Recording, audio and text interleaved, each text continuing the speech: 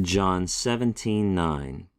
Ego peri auton eroto, ou peri tu cosmo eroto, ala peri hon dedokosmoi hoti soi eisen.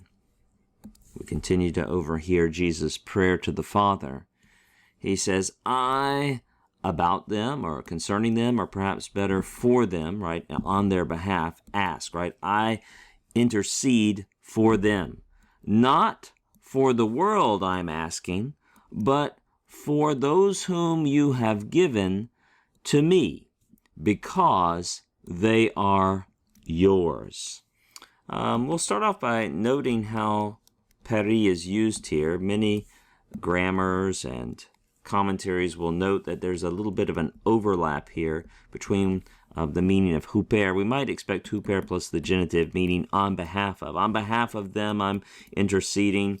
And that seems to be the sense. Remember, prepositions have a wide range of meaning. And if you look at the Baylor Handbook or the Egg and Tea, they'll have some discussion about the way that peri is sometimes being used overlapping with what we might expect from the sense of huper plus the genitive, on behalf of them, right? That's the sense here. This eroto, hopefully you recognize that as coming from the lexical form erotao, right? Erotao, to ask.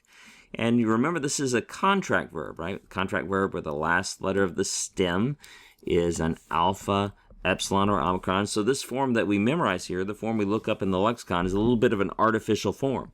We sort of memorize it with a piece of glass here between the contract vowel and the ending, because in the real world, when you stick it out there, it's like a chemical reaction. They cannot keep those apart, and so they will combine.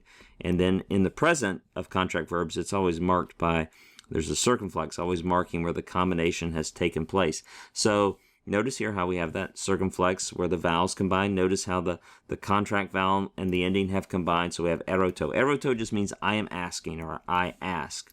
Finally, one final thing we'll note here. We've seen this form before, but we'll circle dedokos, right? You see reduplication. You see the kappa. Bam.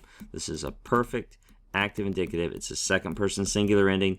You have given. And yes, we're going to point it out one more time, probably the last time for a while. We have an enclitic afterwards, one of those little bitty words that throws its accent back on the word before it, right? That's called an enclitic, and that's why the word dedokos has two accents.